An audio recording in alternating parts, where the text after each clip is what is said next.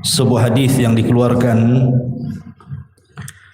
Al-Imam Muslim dalam sahihnya dari Abi Hurairah radhiyallahu an marfu'an yang sampai kepada Nabi sallallahu alaihi wasallam, "Thalathatun la yukallimuhumullahu yaumal qiyamah wa la yuzakkihim wa lahum wa la yanzuru ilaihim wa lahum adzabun alim. Syaikhun zanin wa malikun kadzabun wa ailun mustakbirun." Dari Abi Hurairah radhiyallahu an, Nabi sallallahu alaihi wasallam bersabda, 3 kelompok yang tidak akan diajak bicara oleh Allah Subhanahu wa taala pada hari kiamat, yang tidak akan dibersihkan oleh Allah pada hari kiamat, bahkan tidak akan dilihat oleh Allah pada hari kiamat, dan bagi mereka azab yang sangat pedih. Yang pertama, syaikhun zani, orang tua yang sudah renta tapi masih berzina. Yang kedua, wa malikun kadzab, penguasa yang berdusta. Wa ailun mustakbirun, dan orang miskin yang sombong. Dalam riwayat Salman Al-Farisi radhiyallahu an ada tambahan, wal munafiq sil'atahu bi khalifin kadhib, dan orang yang bersumpah atau memudahkan sumpah-sumpah palsu untuk melariskan dagangannya. Ma'asyiral muslimin yang dimuliakan Allah Subhanahu wa taala, 3 perkara ini adalah 3 perkara yang sangat mengkhawatirkan sekali, karena ancamannya sedemikian banyak dari Allah Subhanahu wa taala dan juga Rasulnya. Tidak akan diajak bicara pada hari kiamat, tidak akan dibersihkan, tidak akan dilihat, bahkan bagi mereka azab yang sangat pedih. Berarti sini 4 ancamannya. Pertama, tidak akan diajak bicara oleh Allah Subhanahu wa taala. Jangan lagi Allah Subhanahu wa taala yang mengajak bicara kita. Terkadang kita bicara dengan orang, kemudian orang itu tidak mau diajak bicara, bahkan memalingkan pandangannya, itu sudah sakit bagi kita. Apalagi Allah Subhanahu wa taala yang tidak bicara dengan kita, tentu lebih sakit lagi. Kemudian tidak dibersihkan, maknanya Allah Subhanahu wa taala sama sekali tidak memandang keimanan kita. Jadi apa yang sudah kita lakukan dari amal-amal soleh di dunia ini, Allah Subhanahu wa taala sama sekali tidak menilainya. Ini kan bahaya. Kemudian wala yang duru ilaihi, yang ketiga, Allah tidak akan melihat. Maksudnya melihat dengan kacamata rahmat. Kalaupun dia melihat kita, maka dengan kemurkaannya. Kita saja ada orang yang kita takuti, kemudian dia memandang kita dengan pandangan ancaman saja sudah takut kita ini. Apalagi Allah Subhanahu wa taala. Kemudian Allah juga menyediakan azab yang sangat pedih. Walahum adzabun alim, dan bagi mereka azab yang sangat pedih. Siapa mereka ini? Di sini Nabi SAW mengatakan syaikhun zanin, orang tua yang sudah renta tetapi masih melakukan zina. Ketika para ulama memberikan catatan kepada kalimat syaikhun zanin ini, para ulama mengatakan bahwa kalau seandainya ada 2 orang yang berzina, yang satu anak muda, yang satu orang yang sudah tua, sama-sama berzina, maka dosa zina orang tua jauh lebih besar dibandingkan zinahnya anak muda. Itu maksudnya. Apa alasannya? Yang pertama, kita tahu bahwa usia manusia itu terbatas. Terutama umat Nabi SAW dibatasi dengan usia. Kata Nabi SAW, a'maru ummati bainas sittina wa sab'in, bahwa umur umatku itu berkisar 60 sampai 70 tahun saja.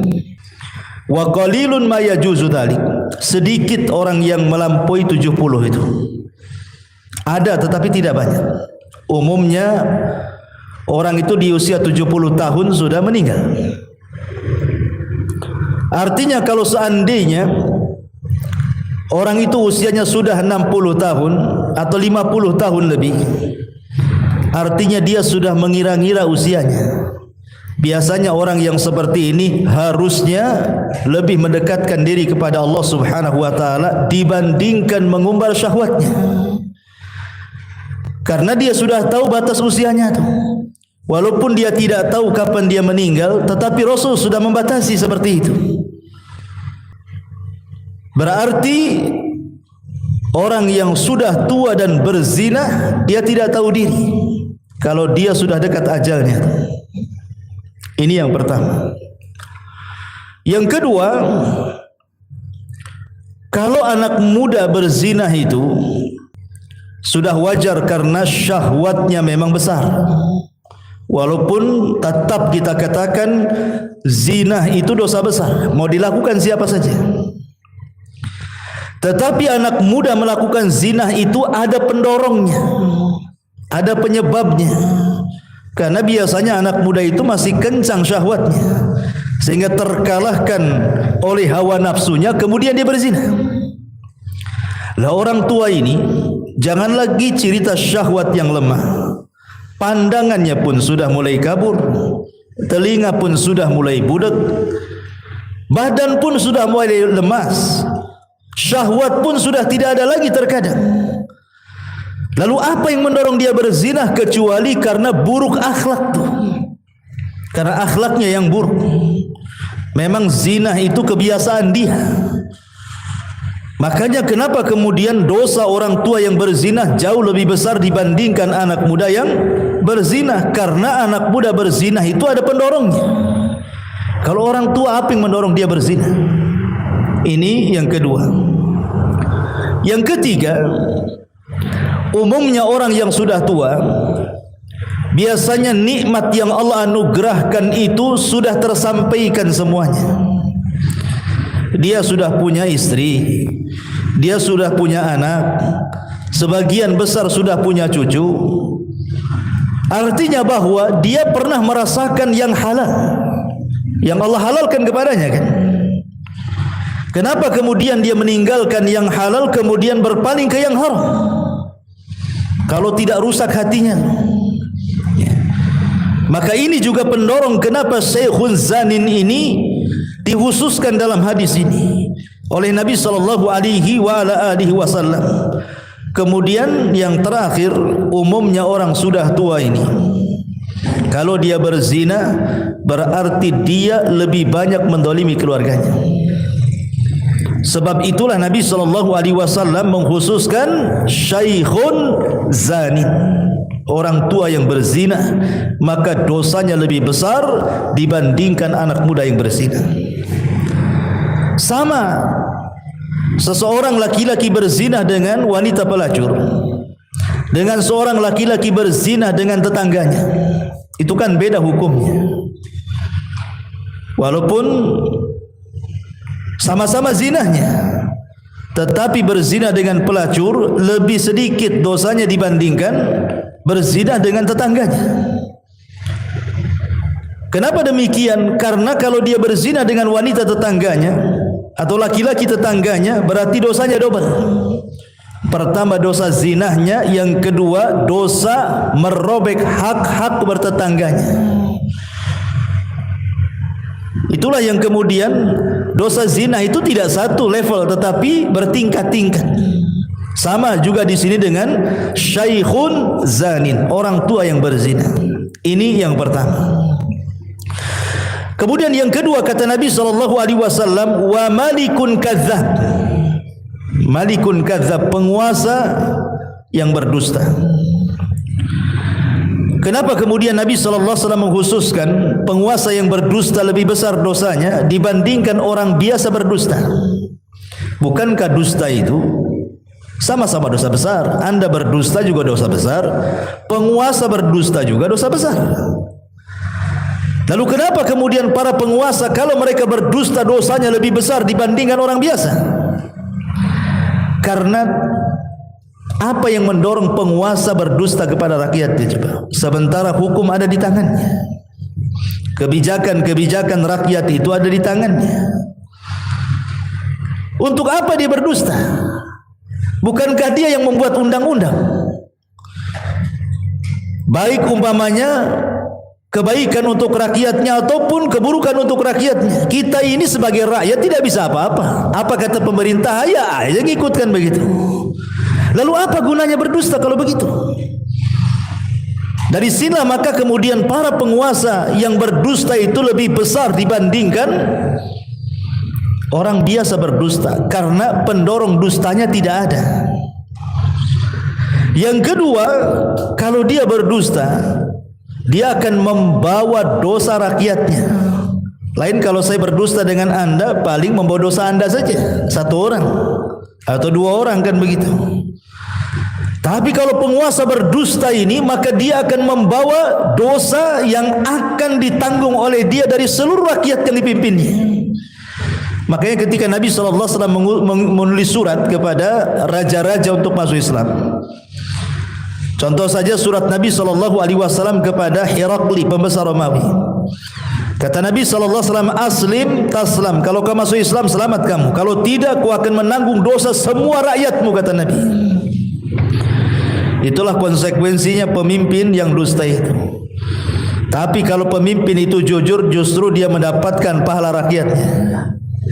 Makanya kenapa ketika Nabi SAW menyebutkan orang pertama dari orang-orang yang akan mendapatkan naungan arsy Allah di hari yang tidak ada naungan kecuali naungan Allah, pertama disebut oleh Rasul apa? Imamun adil, pemimpin yang adil, nomor satu tuh. Ya. Maka dari sini ma'asyiral muslimin yang dimuliakan Allah Azza wa Jalla, Allah khususkan para penguasa dusta ini dosanya lebih besar dibandingkan rakyat yang berdusta. Kemudian yang ketiga, kata Nabi SAW, wa'ailun mustakbir, orang miskin sombong. Ikhwatu fiddin yang dimuliakan Allah Subhanahu wa ta'ala, gimana ceritanya orang miskin sombong? Sudah miskin sombong, sombong itu kan harus ada pendorongnya. Seperti umpamanya Qarun. Kenapa Qarun sombong? Karena kaya. Kalla innal insana la yatgha an ra'ahus taghna. Terkadang ada orang-orang yang kalau Allah buka kekayaan dia melampaui batas. Berarti pendorong sombongnya si Qarun itu karena kekayaannya. Ada yang mendorong dia sombong. Namrud ataupun Fir'aun sombong. Apa yang mendorongnya? Kekuasaan dia. Karena dia punya kekuasaan, makanya dia sombong. Berarti yang mendorong Fir'aun sombong, Namrud sombong itu karena kekuasaannya. Berarti kekuasaan yang mendorong dia menjadi sombong. Atau mungkin karena ketampanan, atau mungkin karena kecantikan, atau mungkin karena sebuah jabatan, atau mungkin dalam sebuah pekerjaan, atau mungkin titel, atau apalah namanya. Kan banyak pendorong-pendorong orang itu jadi sombong. Tetapi orang miskin sombong itu apa yang dorong dia sombong itu apa? Apa yang disombongkan orang miskin? Sudah ngontrak, banyak hutang, masalah dengan keluarganya, apa yang disombongkan orang miskin itu?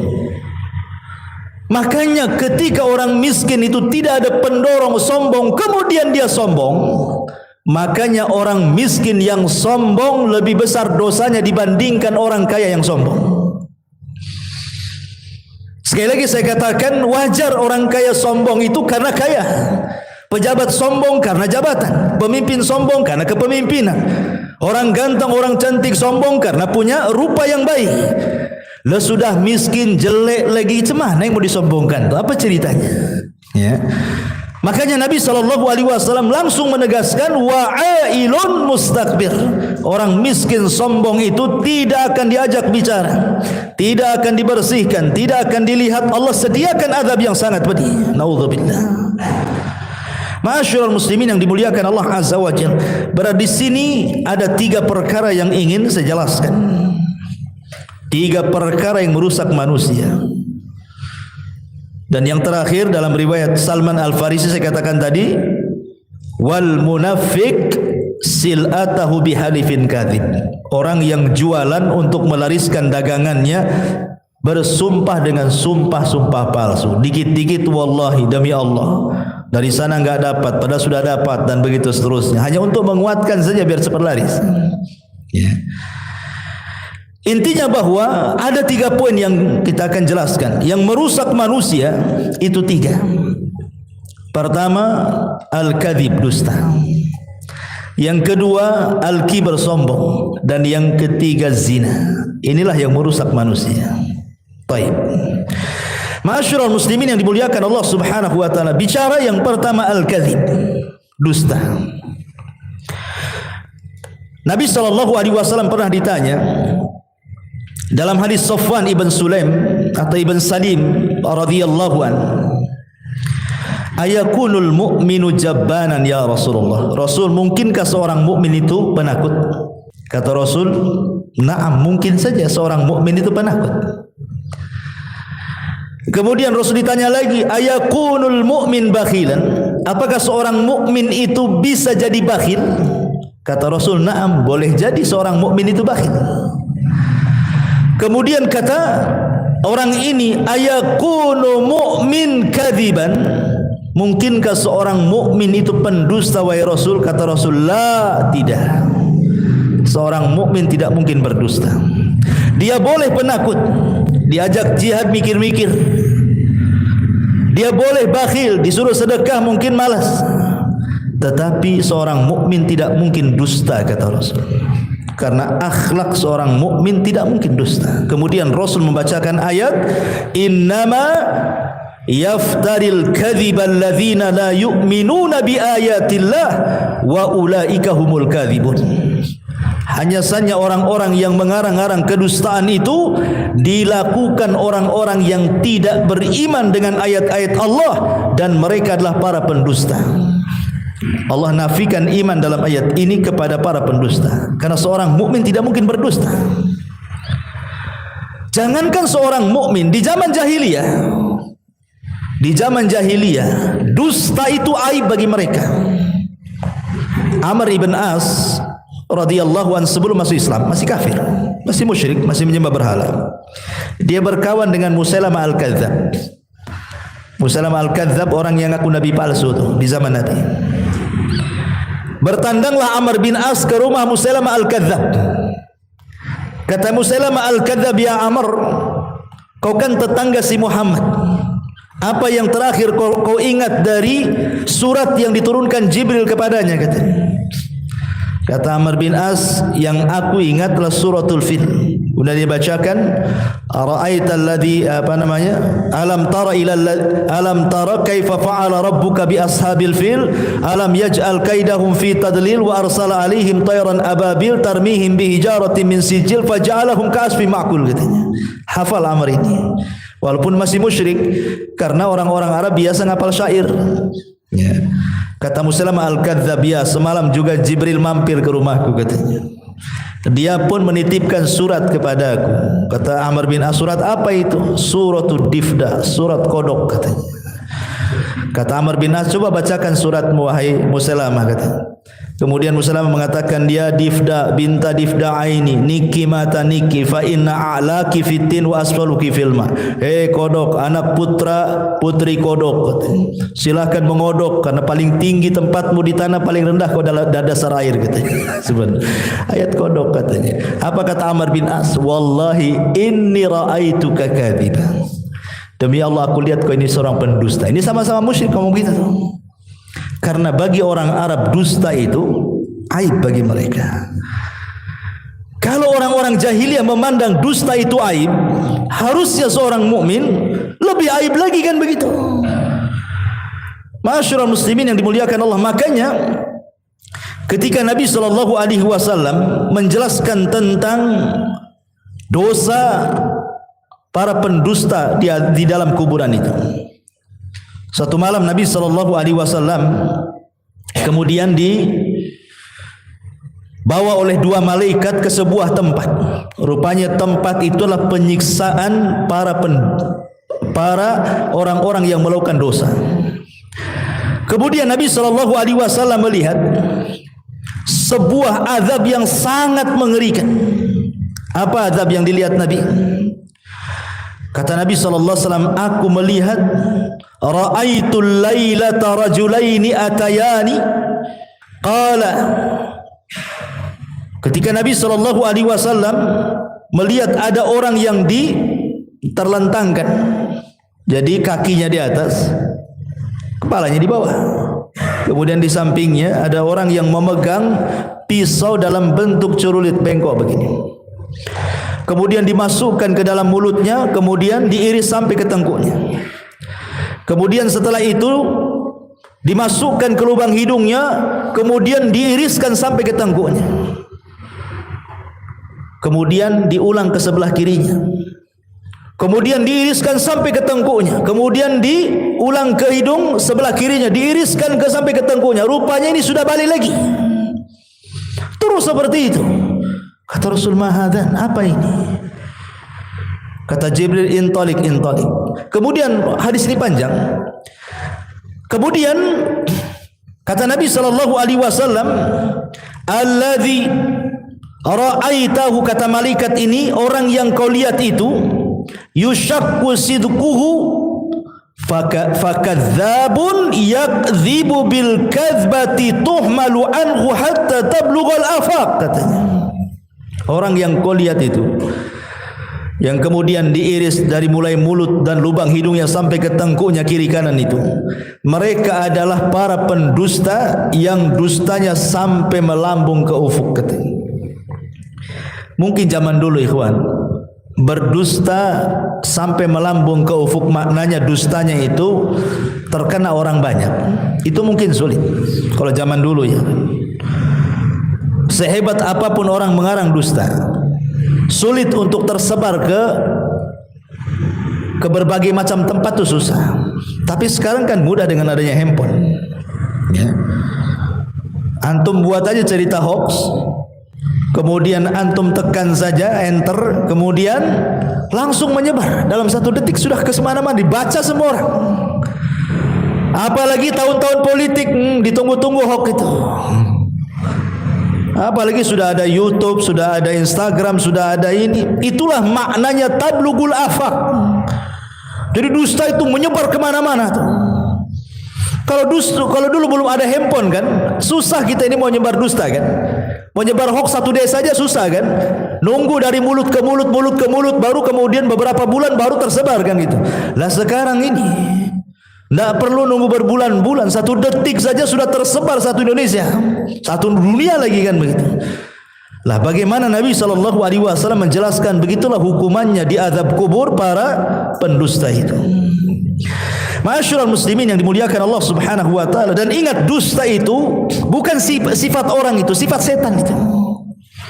Dusta itu sifat setan. Makanya Allah Subhanahu wa taala mengatakan dalam surah Asy-Syu'ara ayat 221 sampai 223, hal unabbiukum ala man tanazzalu syayatin tanazzalu ala kulli affakin athim yulquna as-sam'a wa aktsaruhum kadzibun, kata Allah. Maukah kuhabarkan, kata Allah, kepada kalian, setan ini kalau turun kemana? Setan ini kalau turun kemana, kata Allah. Maka Allah jawab, tanazzalu ala kulli affakin athim.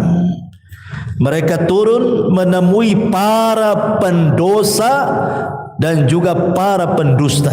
Siapa mereka? Para dukun, paranormal, ya. Yulquna sam'ah. Kemudian setan-setan itu melemparkan kalimat-kalimat hasil dari dengar dia dari langit. Wa aktsaruhum kadzibun, dan kebanyakan setan-setan itu pendusta. Jadi ketika jin-jin itu naik ke langit, kemudian mencuri dengar dari perkataan malaikat, dapatlah satu kalimat, kemudian dicampur adukan dengan 99 kalimat, kemudian dijualah kepada dukun itu, satu benar 99 kalimat dusta.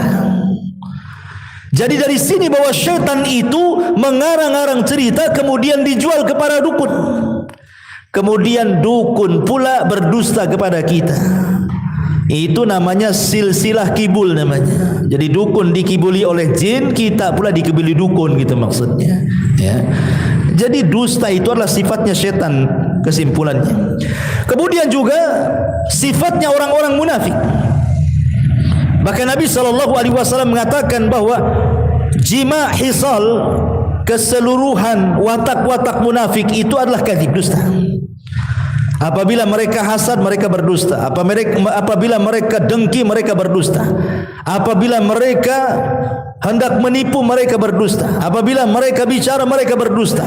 Itulah orang munafik itu. Makanya Nabi SAW mengatakan ayatu munafikin salasatun.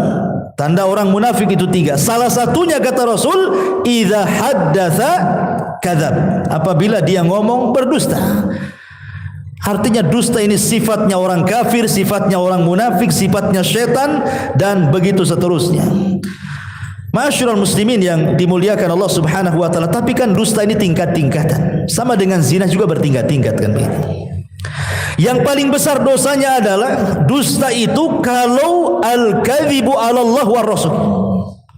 Dia berdusta atas nama Allah dan atas nama Rasulnya. Ini dusta paling besar.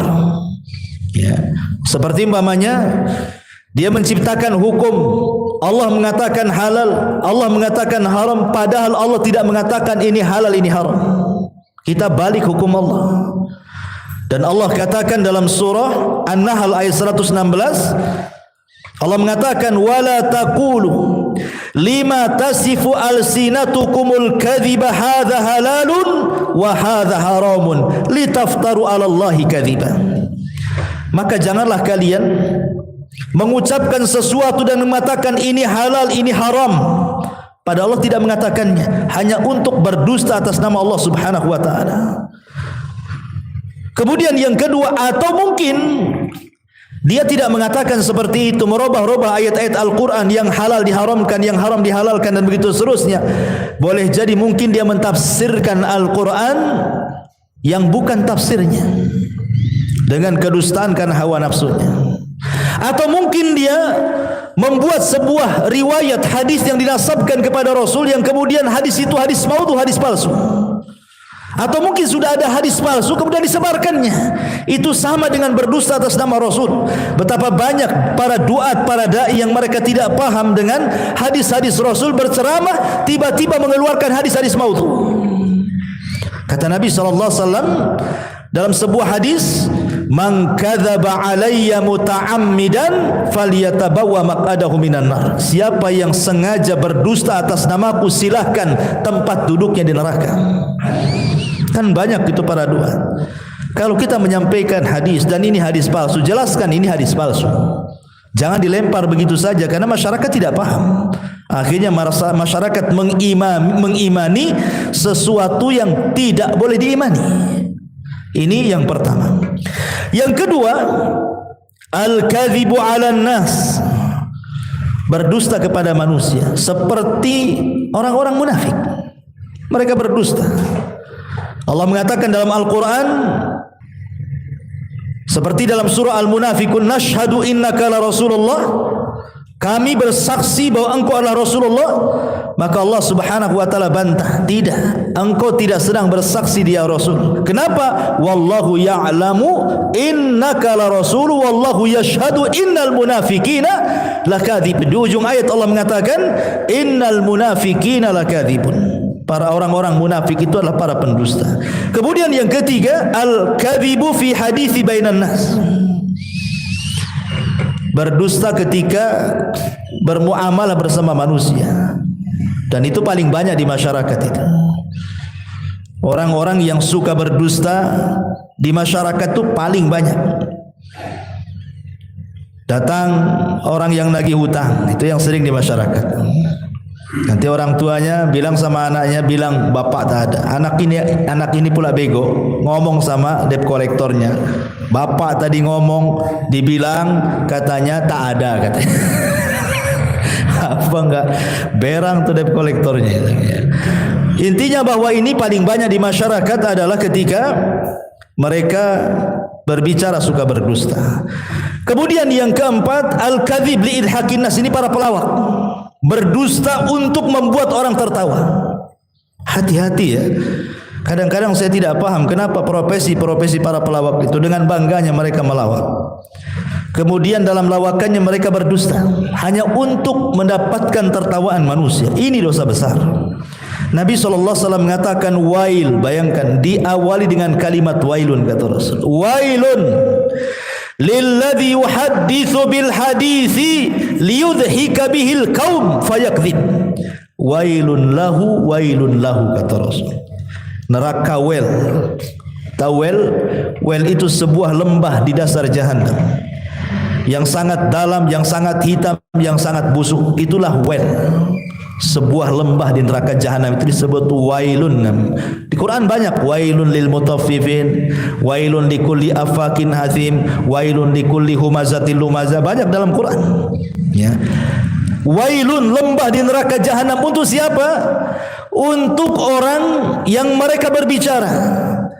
Kemudian pembicaraannya itu meniatkan untuk supaya sebuah kaum mentertawakan pembicaraannya, kemudian dia berdusta. Jadi dia melawak kemudian berdusta supaya orang tertawa. Wail, kata Nabi 3 kali, wailun lahu katanya. Nauzubillah. Ya.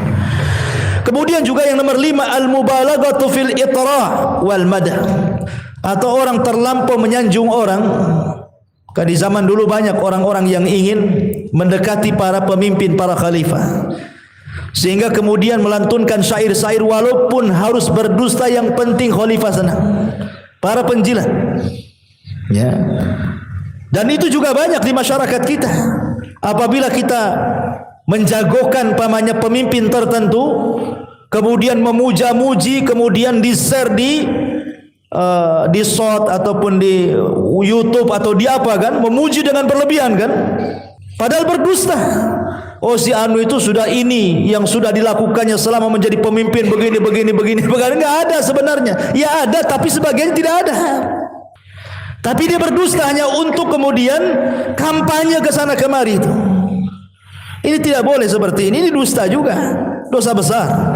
Apa yang Anda cari dari dusta itu sebenarnya? Ya. Kemudian yang nomor 6, al-kadhibu atau kadhibut tajir fi bayani sil'atihi. Ini juga banyak di pasar-pasar. Dustanya para pedagang biasanya ya, untuk melariskan dagangannya, maka dia rela menyembunyikan aib dagangannya itu supaya laris. Dan itu umum di pasar-pasar. Karena pasar itu sendiri adalah tempat perangnya setan. Kata Nabi SAW, syarrul makan aswaquha, seburuk-buruk tempat itu pasar-pasarnya. Tidak ada di dunia tempat yang paling buruk melebihi pasar. Disitulah syaitan menancapkan bendera perangnya. Kenapa demikian? Karena tidak ada dosa di luar pasar kecuali ada di pasar. Yang syirik banyak di pasar, yang taruh raja-raja di warung-warung biar lariskan itu. Dunia perdukunan itu perang di pasar tuh. Yang hasad di pasar, yang dengki di pasar, yang maki-maki, yang merendahkan, yang gibah, semua di pasar ada. Ya. Makanya berlindunglah kalau orang masuk pasar itu. Kemudian yang nomor 9, syahadatuz zur. Ini biasa di persidangan-persidangan. Ya, membayar saksi untuk berdusta, untuk mengambil hak orang lain, naudzubillah. Kemudian juga yang nomor 10, al-mubalaghatu fil mu'arid. Berlebihan ketika membenci orang. Kalau kita benci kepada orang, kadang-kadang dia rela berdusta. Oh, si fulan tuh begini, padahal enggak ada. Ya. Kemudian yang nomor 11, al-kadhibu as-siyasi. Ini pun dusta dalam dunia perpolitikan yang sudah saya jelaskan tadi. Ini yang pertama. dusta. Tetapi apakah semua dusta itu dilarang? Tidak. Ada dusta-dusta yang dibolehkan. Sebagaimana disebutkan oleh Ummu Kulthum bintu Uqbah ibn Abi Mu'ayth radhiyallahu anha. Kata beliau, lam asma an-nabiy sallallahu alaihi wasallam yurakhisu fi syai'in minal kadhib illa fi thalathin. Aku tidak pernah mendengar Rasul memberikan keringanan pada perkara dusta itu kecuali di 3 perkara saja. Yang pertama, al-kadhibu lil islah baina al-mutakhasimaini. Kalau Anda mendamaikan orang yang sedang bertengkar, kemudian berdusta hanya untuk mendamaikan, boleh. Pamannya si A bertengkar dengan si B, antum si C ini penengahnya. Kemudian antum datang kepada si A dan mengatakan, tadi saya ketemu dengan si Anu. Si Anu ini musuh dia. Masya Allah, dia itu memuji-muji kamu loh. Padahal dia memaki-maki. Dia memuji-muji kamu. Kamu itu sebenarnya baik itu menurut dia. Padahal tidak pernah mengucapkan kalimat itu. Nanti dia pula datang ke si Anu, ngomong sama gitu ya. Saya kemarin ketemu, Masya Allah, dia tuh tidak dendam sama kamu itu. Dia baik kok. Kalau ngomong sama saya, dia ngomong muji-muji itu. Ya. Akhirnya kan meredakan keduanya sifat dengki kan. Permusuhannya kan diredamkan. Ini enggak masalah berdusta seperti ini. Yang enggak boleh itu antum ke sana bawa gas yang 5 kilo, yang ke sini bawa gas yang 10 kilo. Ah, itu namanya antum mau ngadu domba itu. Itu enggak boleh. Ya. Ini yang pertama. Yang kedua, al-kadhibu li irdha'i zaujah. Antum berdusta hanya untuk menyenangkan istri, enggak masalah. Ya, enggak masalah. Istri masak keasinan, enak katanya. Luar biasa. Ini kalau dimakan salero basamo ini. Padahal asinnya naudzubillah kan. Enggak ada masalah. Terutama antum yang poligami. Biasanya banyak dusta orang poligami itu. Enggak ada masalah, hanya untuk supaya istri pertama enggak marah mamanya kan. Nah, di mana bang? Padahal lagi di istri kedua, lagi di pasar kan. Sebab kalau antum bilang di istri kedua apa nggak murung-muring kan gitu ya. Maka hanya untuk mencari keridhaan tidak ada masalah. Tetapi jangan terus-terusan kan itu ya, ada batasnya. Kemudian juga dalam melihat pakaian istri, melihat penampilan, melihat macam-macam kan itu. Pandai-pandailah berdusta, karena dusta ini terkadang mengawetkan rumah tangga. Terkadang jujur itu justru memberantakan rumah tangga kan itu ya. Jujur saya sama kamu, apa? Kamu itu bau, kamu ini. Enggak stres istrinya ya. Terkadang perlu dusta juga. Dusta dalam rumah tangga itu terkadang penyedap ya. Kemudian juga yang ketiga, khida'ul a'da fil ma'rakah. Dusta dalam peperangan tidak ada masalah. Sebagaimana sombong dalam peperangan itu boleh. Seperti Ali sombong dalam peperangan untuk mengodonkan lawan itu, dia sombong dia. Kamu tahu siapa saya, kata Ali. Analladzi sammatni ummi Haidarah. Saya ini orang yang ibuku ngasih nama macan liar. Kau mau apa katanya? Enggak ada masalah. Sombong dalam peperangan enggak apa-apa, tapi di luar peperangan enggak boleh sombong. Dusta dalam peperangan boleh, yang penting musuhnya kalah. Ya, karena Rasul mengatakan innal harba kaidun. Peperangan itu tipu daya. Peperangan itu semuanya tipu daya, intinya menang. Makanya perkara-perkara yang di luar peperangan terkadang dibolehkan dalam peperangan. Bohong, sombong itu tidak ada masalah dalam peperangan. Yang penting menang. Ya. Ini hanya 3 perkara dibolehkan seseorang itu berdusta. Atau yang keempat, ada yang menambah, untuk menjaga darah seorang muslim. Ya, menjaga darah seorang muslim. Dia dikejar mau dibunuh, sembunyi di rumah antum. Ya, kemudian tanya yang bunuh, mana dia? Enggak ada, padahal di kamar kan itu ya. Itu juga dibolehkan, wallahu a'lam. Taib. Ini yang pertama, al-kadhib, dusta. Saya pernah terbaca fatwa daripada Syekh bin Baz. Ketika beliau ditanya tentang bagaimana seorang orang tua yang menceritakan sebuah kisah, yang kisah itu kisah fiktif. Kisah enggak ada ceritanya, enggak ada nyatanya, lain dengan kisah para nabi kan jelas. Kisah para sahabat, kisah orang-orang soleh. Ini enggak, dia hanya bercerita, ngarang-ngarang cerita. Ya, seperti kisah si kancil sama si buaya itu kan. Si kancil dengan Pak Tani itu apalah, kisah-kisah desa itu. Diceritakan kepada anak supaya mentarbiah anak. Maksudnya supaya anak itu jadi baik, jadi berbuat baik sama orang tuanya. Tapi kisah yang diceritakan itu fiktif. Boleh ditanya bagaimana hukumnya gitu ya. Beliau mengatakan tetap itu dikatakan dusta dan tidak boleh dikatakan halal. Tetapi apakah kemudian dalam niat tarbiyah ini dibolehkan atau tidak? Beliau mengatakan masih dipelajari gitu ya. Artinya bahwa sekelas Syekh bin Baz seorang alim saja, beliau wara' dalam berfatwakan apakah itu boleh atau tidak kan gitu ya. Apalagi kita gitu. Ya, maka jangan mudah-mudah kemudian seseorang itu memberikan fatwa, kemudian fatwanya itu ternyata tidak berdasar atau agak-agak menurut dia gitu ya. Mungkin agak-agak jawabannya kayak gini. Nggak boleh. Agama ini jangan main agak-agak, harus pasti, karena kebenaran itu ada tolak ukurnya Al-Quran dan Sunnah ya. Masyarul muslimin yang dimuliakan Allah Azza wa Jalla. Yang pertama. Yang kedua, sombong atau al-kibar. Nabi SAW mengatakan dalam sebuah hadis, yuhsyarul mutakabbiruna amsalaz zar yaumal qiyamah fi suratul rijal yaghshahumuz dhullu min kulli makanin yusaquna ila sijnin fi jahannam ila akhiril hadis. Kata Nabi SAW, nanti pada hari kiamat orang-orang yang sombong di bumi itu akan dikumpulkan dan akan dibentuk seperti zar. Zar itu kecil sekali, seperti semut. Jadi orang yang sombong di dunia itu dikecilkan badannya seperti semut.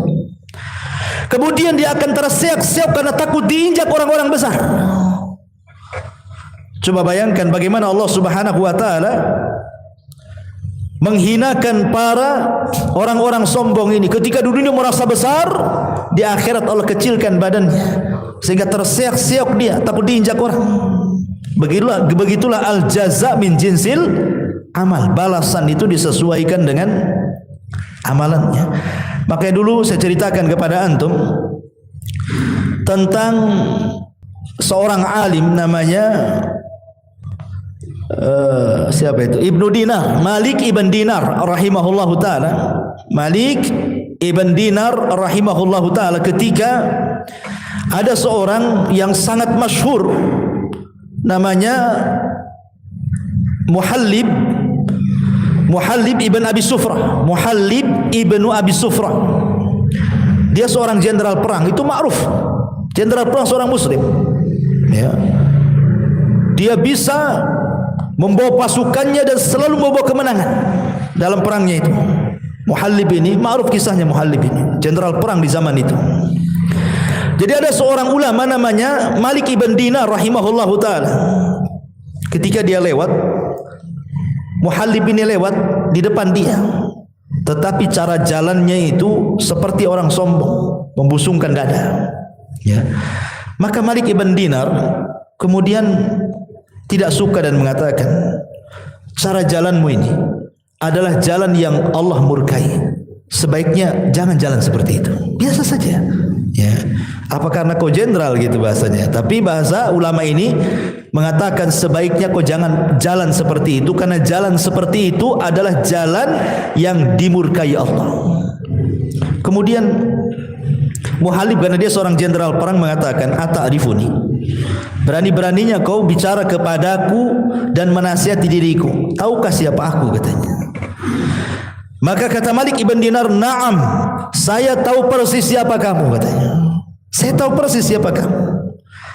Kemudian kata Muhallib, kalau begitu siapa saya, katanya. Dikiranya Malik ibn Dinar akan mengatakan, kau seorang jenderal, engkau seorang panglima perang. Tidak, kata Malik ibn Dinar, dia mengatakan, aku tahu siapa kamu. Bukankah kamu adalah manusia yang terlahir min nutfatin adhirah, dari sperma yang kotor, keluar dari tempat keluar air najis, katanya. Kok ini orang yang keluar dari sperma yang kotor, keluar dari 2 lubang najis 2 kali, dan sekarang di balik bajumu itu terkandung najis kotoran.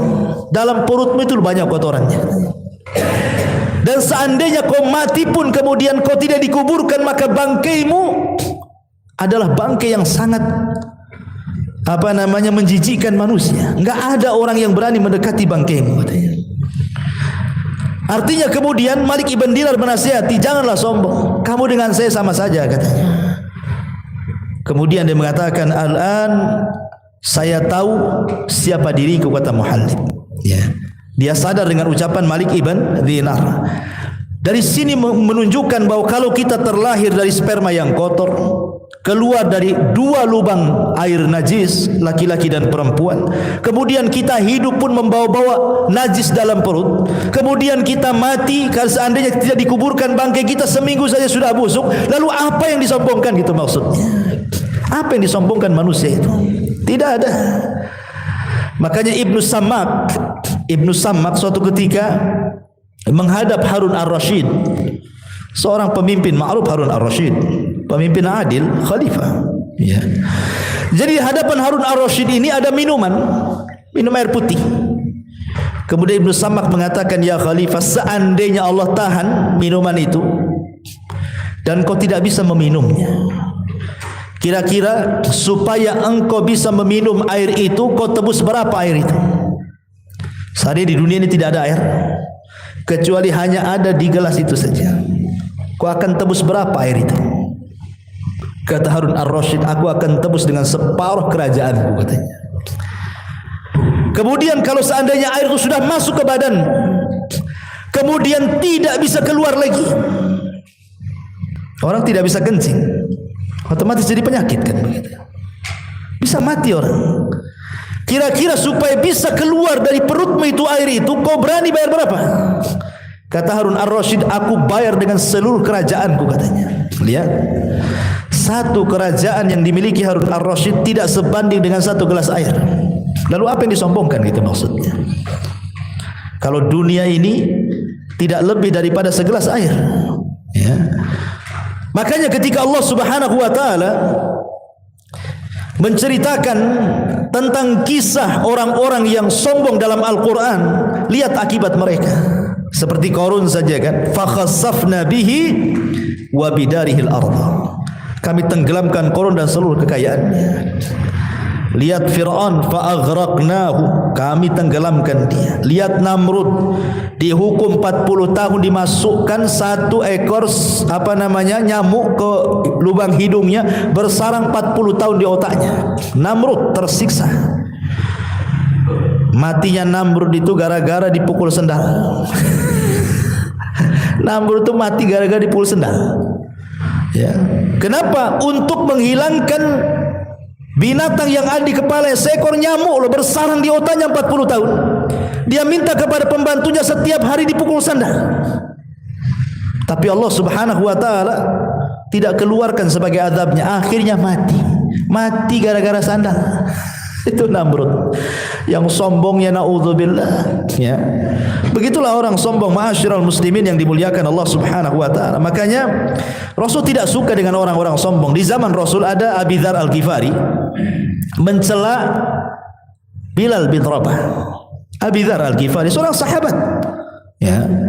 Dia mengatakan kepada Bilal ibn Rabah, ya ibn Sauda, katanya, wahai anak orang hitam. Apa kata Nabi SAW? Ya Aba Dzar, a'ayyartahu bi ummi, a'ayyartahu bi ummi. Apakah engkau mencela Bilal dengan ibunya? Innaka mru'un fika jahiliyah, dalam hatimu itu ada kejahilian, kata Rasulullah. Rasul tidak suka. Ini seorang sahabat, ya. Tidak bisa, karena Islam, datangnya Islam itu untuk menyetarakan antara si hitam dengan si putih, antara si Arab dengan non-Arab. Semua sama dalam Islam itu. Makanya kenapa Nabi SAW ketika khutbatul Arafah mengatakan la fadla bainal Arabi wal Ajam walal aswad alal ahmar illa bitaqwallah, katanya. Tidak ada beda antara si hitam, si merah dan si putih. Tidak ada beda antara anda orang Arab atau non-Arab. Yang membedakan kalian hanyalah takwa, kata Rasul. Datangnya Islam inilah yang kemudian menyetarakan semua manusia. Lalu apa yang disombongkan dalam Islam? Makanya kenapa kemudian banyak orang-orang yang tidak suka dengan dakwah Rasul akhirnya jadi munafik. Contohnya siapa? Ubay ibn Khalaf, ya. Abdullah ibn Ubay ibn Khalaf tokoh munafik dulunya sangat dibanggakan oleh dua kabilah besar Khazraj dan Aus kan, sebelum kedatangan Rasul dari Mekah ke Madinah. Bahkan dijagokan akan memimpin dua kabilah besar Ansar sebelum masuk Islam mereka. Datang Nabi, rupanya kabilah Ansar dua-duanya masuk Islam, Khazraj dan Aus itu. Kemudian Islam menyatarakan mereka semuanya. Akhirnya Abdullah ibn Ubay tidak lagi dihormati kan? Karena apa? Semua sama dalam Islam itu. Mau anda pemimpin, kami rakyat. Mau anda pejabat, kami orang biasa. Mau anda kaya, kami miskin. Semua sama. Sejak itulah akhirnya Abdullah ibn Ubay dendam kepada Rasul. Akhirnya jadi munafik dia. Ya, Ma'asyiral muslimin yang dimuliakan Allah Azza wa Jalla. Taib. Sombong ini banyak pengaruhnya. Di antaranya ikhwatu fillah muliakan Allah Azza wa Jalla, persis kata Nabi SAW ketika ditanya apa itu sombong, kata Rasul, batrul haq wa ghamdun nas, menolak kebenaran. Semata-mata menolak kebenaran itu sudah dianggap sombong. Menolak Quran, menolak hadis itu sombong orang itu. Yang kedua, merendahkan manusia, karena biasanya orang sombong itu dia cuek dengan orang. Kalau antum ingin tahu orang kaya sombong itu, ngobrol dengan dia. Ya, ngobrol dengan orang-orang kaya itu. Kalau dia tidak punya perhatian dengan antum, ya antum dicuekinnya, antum sekedarnya, itu sombong itu orang itu. Tidak memandang, apalagi wajah dia kemana, wajah antum kemana, kan itu ya. Ya. Seperti itu ikhwan. Na'udzubillah ya. Kemudian juga su'u muamalatin nas. Biasanya orang sombong itu buruk muamalahnya. Sangat buruk muamalahnya. Ketika ada seorang laki-laki minta izin kepada Nabi SAW, kemudian kata Nabi kepada Aisyah, bi'sa akhul asyirah, seburuk-buruk orang yang datang itu dia wahai Aisyah, katanya. Kemudian ketika datang orang ini, tiba-tiba Nabi SAW senyum-senyum, tertawa-tertawa. Aisyah heran gitu. Kata Aisyah, Nabi SAW, tadi kau mengatakan seburuk-buruk orang dia, ketika dia sudah datang kau tajamul pula, artinya berpura-pura pula kan itu. Tidak menunjukkan bahwa dia itu orang jahat katanya kan. Padahal yang datang ini orang munafik. Sampai-sampai Rasul mengatakan ketika datang Hasan Husain, dicium sama Nabi. Orang ini mengatakan, ya Rasulullah, saya punya 10 anak laki-laki dan perempuan, tidak ada yang aku cium satupun, katanya. Maka kata Nabi SAW, ciumlah mereka. Jangan sampai Allah mencabut rahmat di hatimu, maka tidak akan turun rahmat dari langit kepadamu, katanya. Irhamu man fil ardi yarhamukum man fis sama. Sayangi orang yang di bumi, maka yang di langit akan menyayangi kamu, katanya. Lihat orang sombong itu tidak punya rahmat dalam hatinya. Ya, tidak punya rahmat sama sekali. Karena muamalahnya buruk orang-orang seperti itu. Makanya kenapa Nabi SAW sangat mengajarkan tawadhu dan membenci kesombongan. Sampai di akhir hayatnya loh, sebelum wafatnya Rasul, itu di akhir khutbah beliau, sebelum beliau wafat, beliau naik mimbar. Kemudian kata Nabi SAW, man kuntu dharabtu dhahran fahadha dhahri, kata Rasul. Siapa yang dulu ku pukul punggungnya, ni punggungku, pukul sekarang. Wa man akhadtu malan fahadha mali falyaqtas minhu falyakhud minhu. Siapa yang dulu ku ambil hartanya, ini lo hartaku, ambil sekarang, katanya. Wa man syatamtu irdan fahadha irdi falyaqtas minhu. Atau yang dulu pernah ku caci, ku maki, ku rendahkan, ku gibah, ni kehormatanku, caci sekarang. Itu sebelum wafatnya Nabi. Nabi ingin mengajarkan kepada kita bahwa begitulah sikap tawadhu gitu dia. Nabi ingin tawadhu, bukan mentang-mentang dia Nabi kemudian suka-suka dia mendolimi rakyatnya, tidak. Rasul tetap minta dikisos. Sampai dari kerumunan orang itu ada laki-laki tiba-tiba berdiri, saya siap mengkisos anda wahai Rasul. Wah, satu masjid ribut sahabat, siapa yang berani? Nabi lagi sakit, tiba-tiba ada yang berani kemudian mengatakan, ana ya Rasulullah, saya wahai Rasul. Ya, ala dha'fir riwayah, walaupun sebagian ulama melemahkan riwayat ini. Rupanya kata Rasul, maju-maju kamu. Makin dekat, makin kenal Rasul. Lah, rupanya dia adalah siapa? Dia adalah orang yang didoakan Nabi SAW, Uqasa ibn Mihsan. Yang ketika Rasul menyebutkan 70.000 orang yang masuk surga tanpa hisab dan azab, kata Uqasa, Rasul doakan aku. Kata Ukasah, kata Rasul, hai Ukasah, engkau termasuk mereka, katanya. Semua sahabat nunjuk juga, kami juga wahai Rasul. Oh tidak, sudah dahului Ukasah, kata Rasul. Jadi Ukasah ini makin dekat. Lah kau kan Ukasah, wahai Ukasah, bukankah aku sudah mendoakan kamu dengan masuk surga? Kata Ukasah, iya, karena engkau yang bicara wahai Rasul, kau minta dikisos, ya aku ingin kisos lah kan itu. Kemudian kata Rasul, apa salahku kepadamu? Kata Ukasah, Rasul, dulu waktu kau bariskan kami, badanku agak ke depan, dan ketika itu aku tidak berpakaian, kau ambil tongkat, kau pukul perutku, katanya. Aku ingin memukul perutmu, katanya. Wah, ramai para sahabat nih kan. Ukasah memukul perut Nabi. Datang Ali, datang Fadl, datang Abbas, datang Hasan, Husain, banyak para sahabat mengatakan, Rasul, biar kami saja yang dikisos dia, katanya. Kata Rasul, jangan, biarkan Ukasah, katanya. Akhirnya kata Rasul, ambilkan tongkat. Diambilkan tongkat, ambil nih Ukasah tongkat. Kata Ukasah, ya Rasulullah, waktu kau pukul perutku, aku tidak pakai baju, katanya. Kau harus melepaskan baju, katanya. Dia lepas baju Nabi, saya bayangkan. Ketika sudah diayunkan, apa enggak tegang satu masjid itu, ikhwan? Ini Ukasah berani memukul perut Nabi. Wah, itu luar biasa. Jadi tongkat lagi diayun-ayun begini, tiba-tiba lagi tegang-tegangnya dilemparkan tongkatnya. Kemudian dia pun memeluk Nabi SAW dan mengatakan, ya Rasul, bukan itu yang saya kehendaki. Aku sudah merasakan akan dekatnya ajalmu. Aku ingin orang yang pertama kali bersentuhan kulitku dengan kulitmu, katanya. Itu siasatnya Ukasah rupanya, ya. Tapi lihat bagaimana Nabi SAW mengajarkan tawadhu, seorang pemimpin, ya. Bahkan Nabi Sulaiman yang kemarin kita sudah ceritakan kan, mana Hudhud, katanya. Nggak ada Hudhud. Oh, awas saja kalau datang, katanya. Ku sembeli dia, atau ku azab, atau dia bawa alasan yang jelas. Ngasih pilihan, ya. Bisa saja Sulaiman kalau pemimpin yang diktator, mana Hudhud udah datang disembeli kan, begitu ya. Tapi Sulaiman mesti mendengarkan alasannya, didengerin baik-baik. Kenapa kau pergi? Kenapa kau gaib, kan gitu. Udah ceritakan. Itu menunjukkan tawadhunya Sulaiman, masih mendengarkan aspirasi rakyatnya. Coba para pemimpin kayak Sulaiman tuh, Hudhud saja didengar, padahal burung, apalagi manusia, ya. Ma'asyiral muslimin yang dimuliakan Allah Azza wa Jalla. Kemudian juga min athari takabbur adalah aqlu huquqin nas bil batil. Biasanya pengaruh sombong itu suka memakan hak-hak manusia secara zalim. Umumnya orang sombong seperti itu. Ya, ingat ketika Imam Zahabi yang sudah saya ceritakan dulu menceritakan tentang kisah orang zalim, seorang preman yang zalim, yang sombong, merampas apa? Merampas ikan nelayan. Itu disebutkan dalam kitab Al-Kabair karya Imam Zahabi rahimahullahu taala. Jadi ada orang preman sombong, zalim, dia jalan-jalan di pinggir pantai. Datanglah satu nelayan, ini baru datang, rupanya cuma dapat ikan satu. Itu pun untuk makan dia dan keluarganya dan anak-anaknya.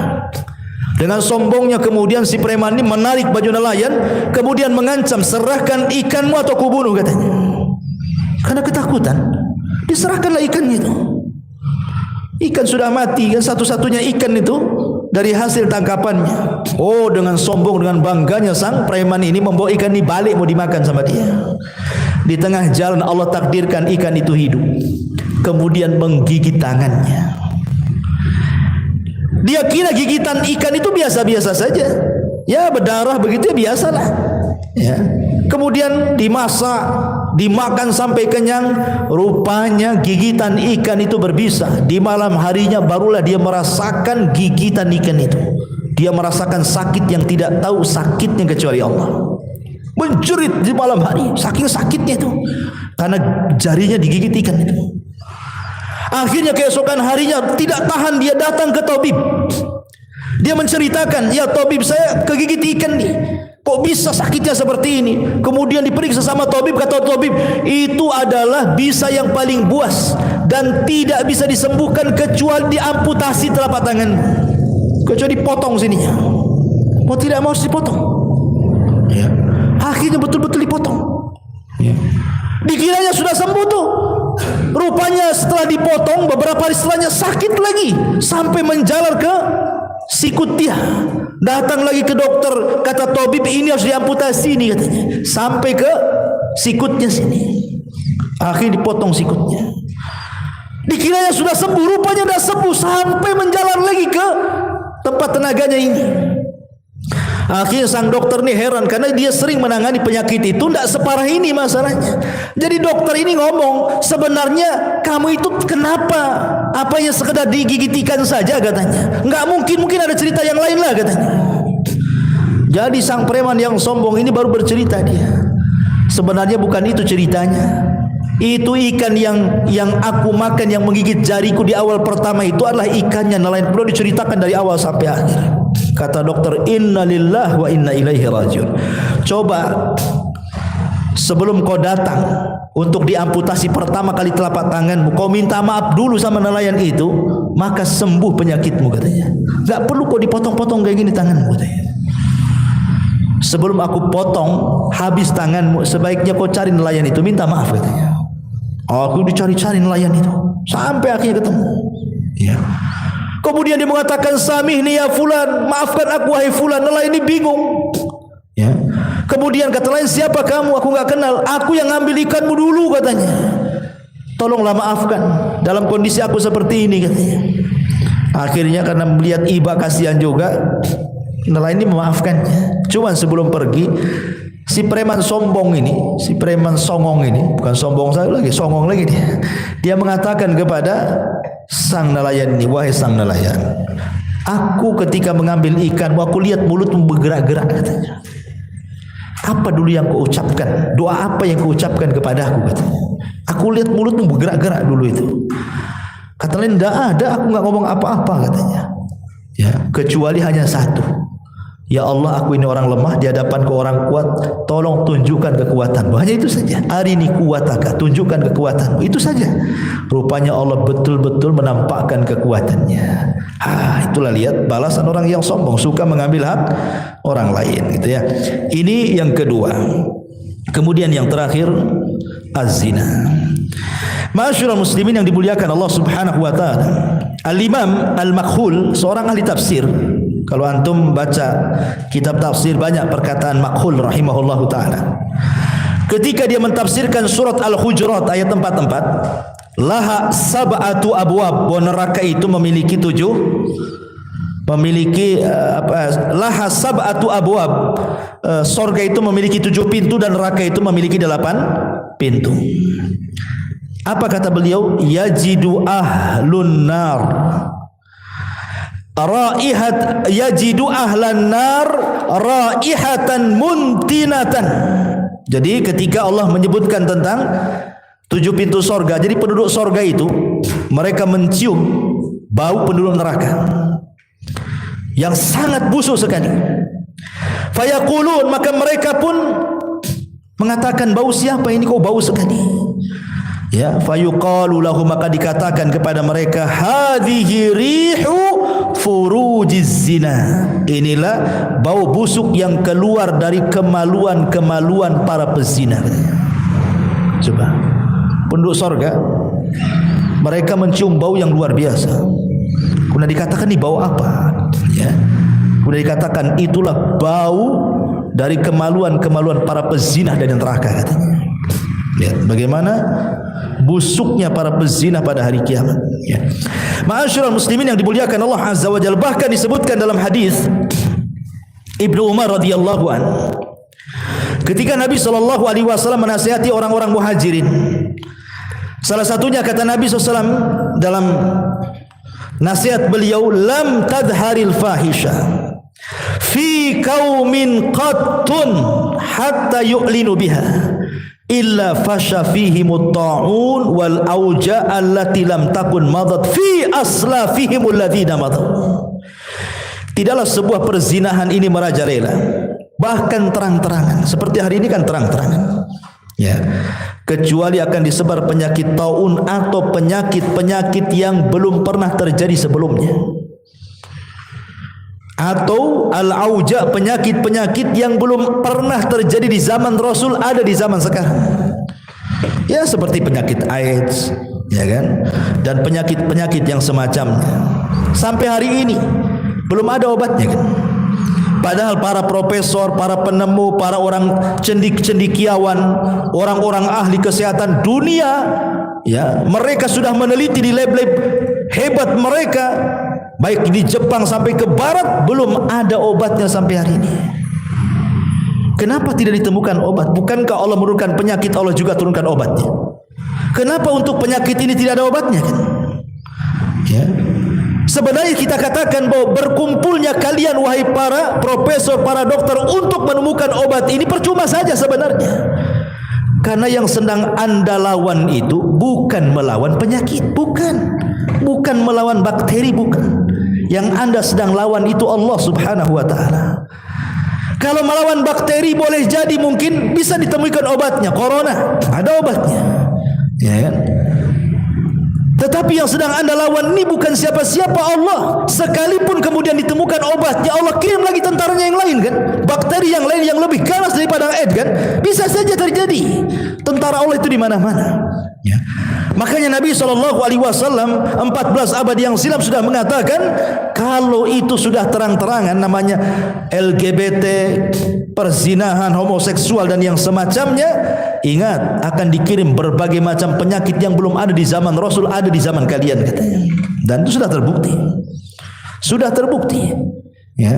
Ma'asyiral muslimin yang dimuliakan Allah Azza wa Jalla. Makanya kenapa kemudian Nabi SAW mengatakan ma min dzambin ba'da syirki a'zam indallah min nutfatin wada'aha ar-rajulu fi rahimin la yahillu lahu.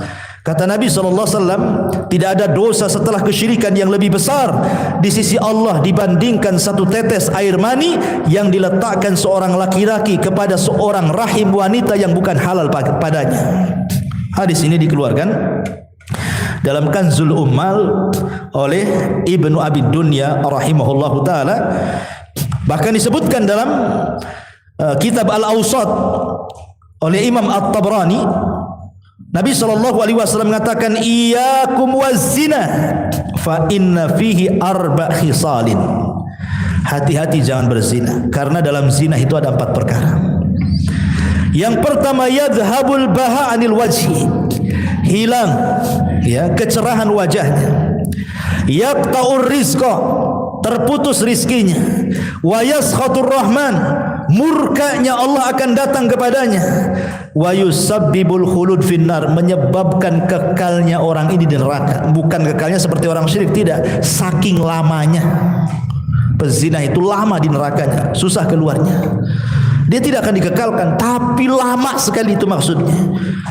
Ya, yang dimaksud kekal itu ada 2, ada kekal yang tidak bisa keluar seperti orang-orang musyrik dan kafir, ada kekal saking lamanya itu disebut kekal, itu maksudnya.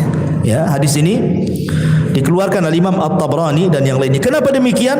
Karena merusak banyak perkara. Pertama, merusak aturan rumah tangga. Betapa banyak gara-gara selingkuh bermasalah rumah tangga. Yang kedua, doyaun nasab, hilang nasab. Anak-anak hasil zina akhirnya tidak dinasabkan kepada bapaknya, tidak mendapatkan hak waris, tidak mendapatkan hak mahram, tidak mendapatkan hak wali. Subhanallah. Dan dia bagikan orang lain dengan bapaknya. Tidak diakui. Dalam Islam tidak diakui. Jadi hilang nasabnya. Ya. Kemudian juga Imam Ibnul Qayyim rahimahullah ta'ala sampai mengatakan, lihat bagaimana Islam ketika menghukum hudud, had pezina itu berbeda dengan hukum hudud yang lainnya. Khusus untuk hukuman pezina, ya.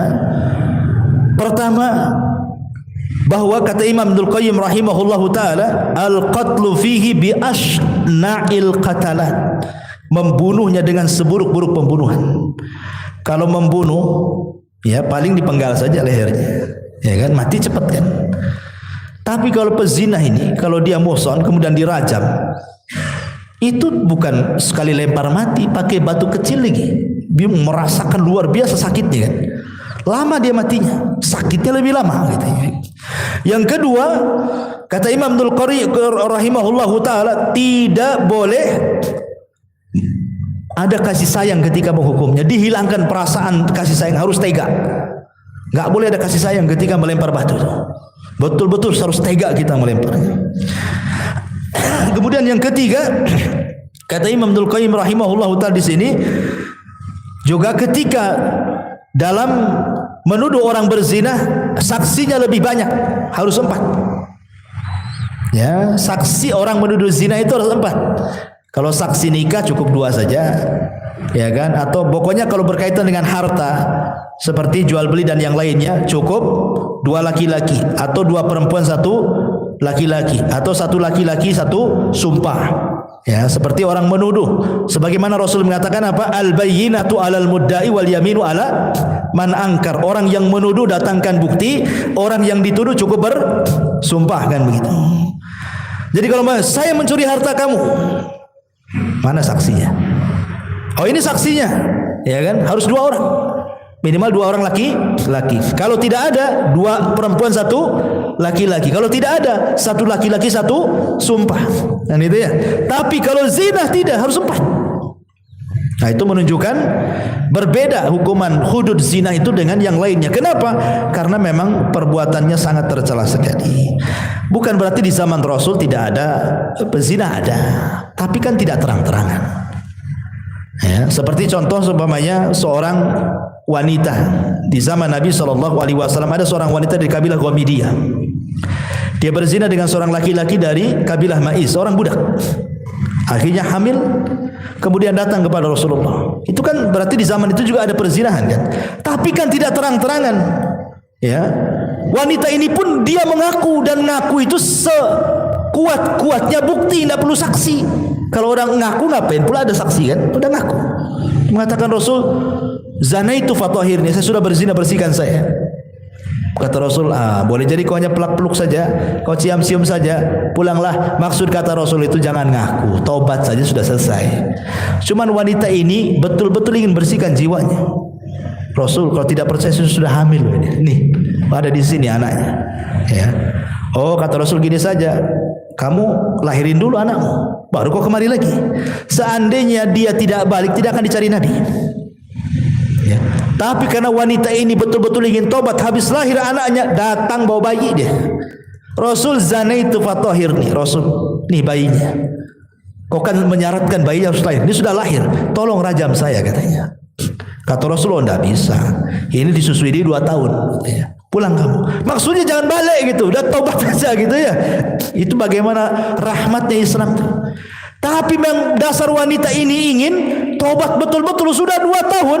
Datang dia bawa anaknya. Nih anak saya sudah 2 tahun, wahai Rasul. Zanaitu fatahirni, tolong rajam saya, katanya.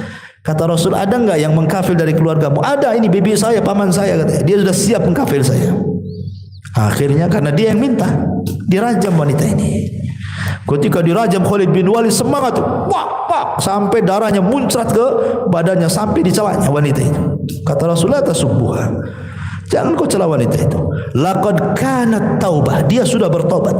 Kalau tobatnya dibagikan ke 70 penduduk Madinah cukup untuk mereka, kata Rasul. Ya. Kalau tobatnya wanita ini dibagikan kepada 70 penduduk Madinah, itu sudah cukup bagi mereka. Kenapa? Karena melihat keikhlasannya. Ya. Tapi lihat bagaimana Islam. Ya, bagaimana Islam itu penuh dengan rahmat. Walaupun dia sudah berzina, tobat saja gitu maksudnya. Dan kalau sudah bertobat bukan dikatakan pezina lagi. Enggak boleh. Kalau dulunya dia pezina kemudian bertobat, jangan dibilang pezina, tidak. Dia sudah tobat. Dia jadi wanita baik-baik lagi. Karena tobat itu menghapuskan dosa yang sebelumnya, sebagaimana Islam juga menghapuskan dosa kekufurannya. Nah, inilah di antara 3 dosa yang disebutkan dalam hadis Nabi sallallahu alaihi wasallam. Wallahu a'lam bishawab.